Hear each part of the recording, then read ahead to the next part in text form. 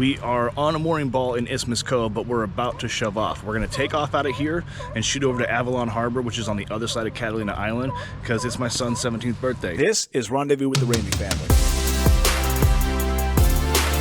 The girls and I are a throuple on board our Albert 30 Liberty car. We're exploring the West Coast and all the Channel Islands. This is Chapter 1.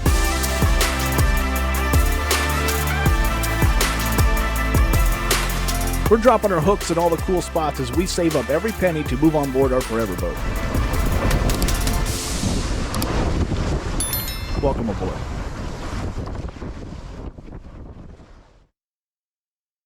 What's today? My birthday. How old are you? 17. You want to turn those lights on over there? What light? The one that's in the right next to you on both sides. Come forward or backwards a little bit. There you go. That one and the other one. Logan's turning 17 today, and we're turning 109. This boat is not very comfortable. It'll definitely cross an ocean, but you shouldn't invite people over ever.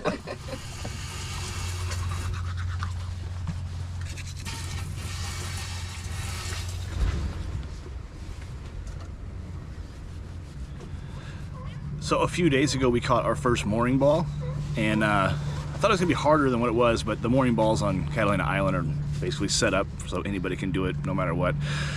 But we have to get out of here, and we're going to get out of here with the dinghy still attached. I am not going to deflate the dinghy, pack it back up, sail 3 hours, then unpack it, and then reinflate it. It's kind of a nightmare to use that dinghy.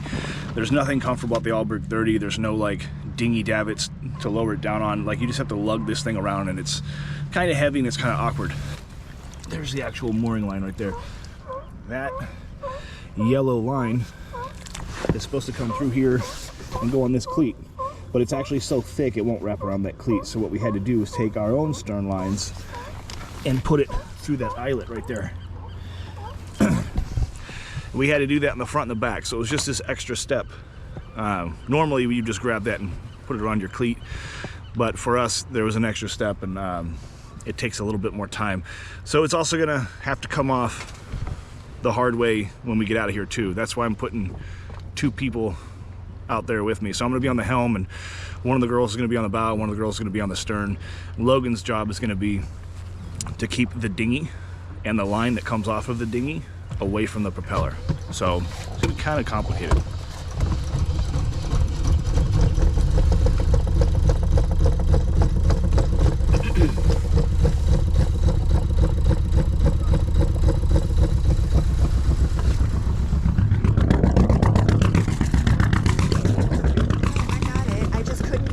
Until we were undone. Go, I got it.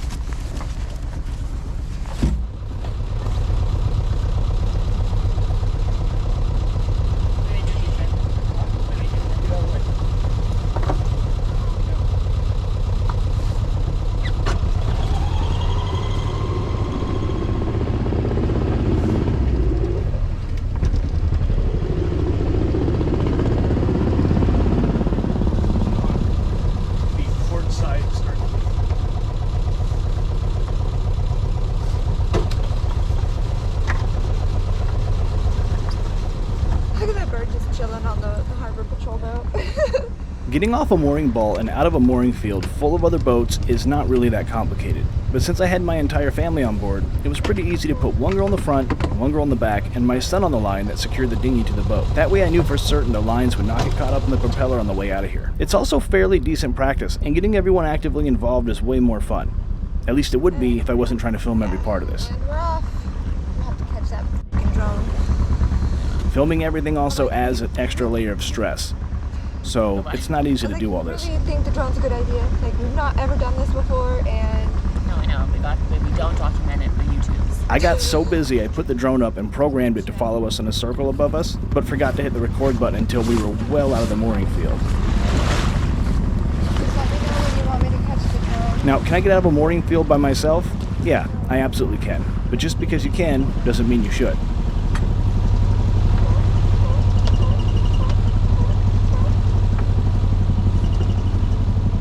So now that you can see better, you can see that it's a pretty calm and windless day. Now there's nothing complicated about this. We're going to get out of this harbor and hug the coastline of the island all the way to Avalon Harbor. And it's a perfect opportunity to get Amber on the helm and practice navigating and sticking to a course or a heading, especially with the autopilot.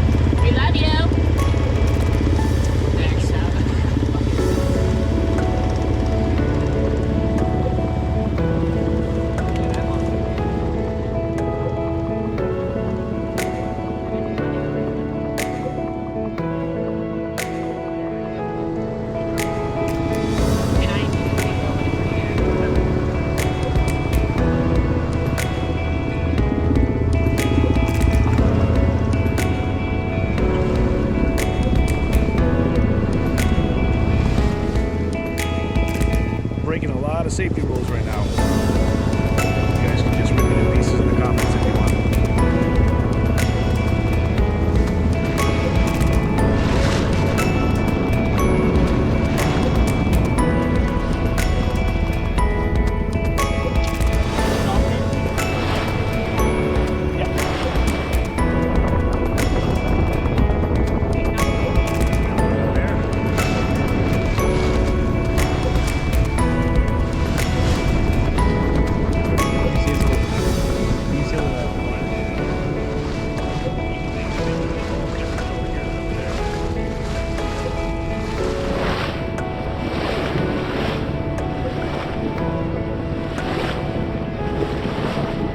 There's no wind, there's no weather, there's no current, there's no swells.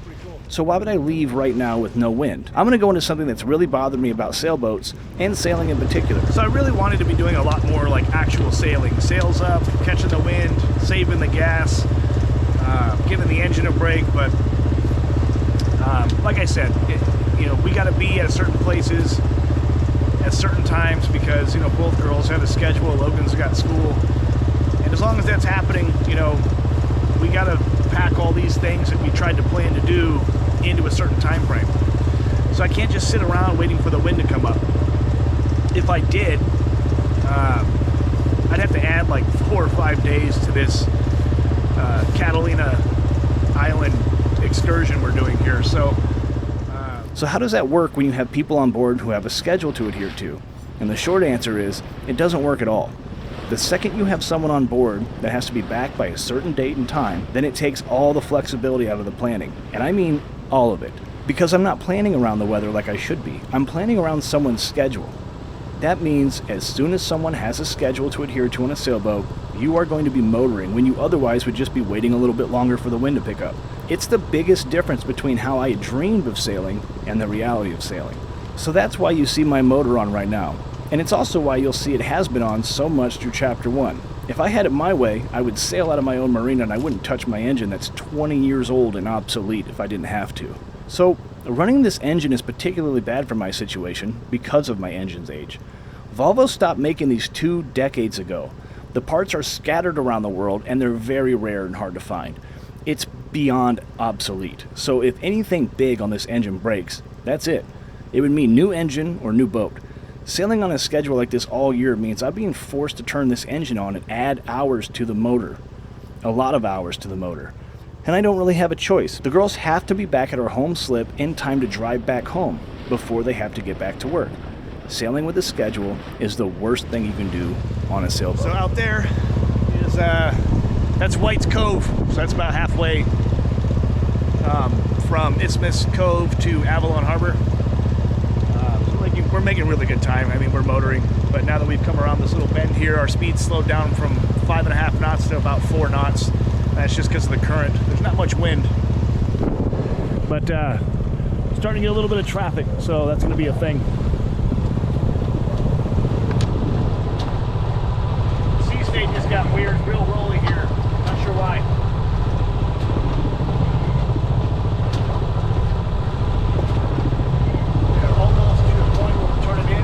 I'll get halfway into the marina, I'll jump on channel 12 and ask for a Moing Ball. Avalon Harbor doesn't feel like California at all. It feels like you're pulling into a small Italian village. People come here mostly by cruise ship or the ferry from the mainland. We, however, were pulling in on our own terms.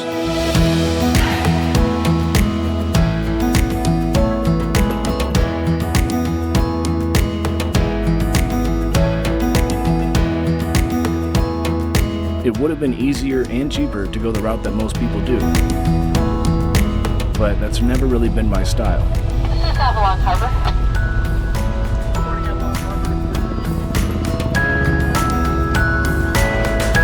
And I hope, on my son's 17th birthday, he sees just enough of this lifestyle that he can make a much more informed decision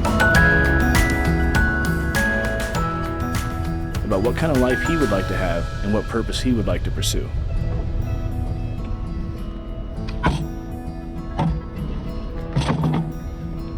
Walk it back. Good job. Good job, good job. Good job, bud. Yeah.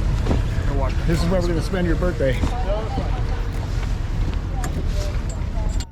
All right, Logie Bear says he wants to go snorkeling, so that's what we're gonna do. Thanks for watching. As always, like, subscribe, share, it means a lot to me. Next video is coming out on Saturday.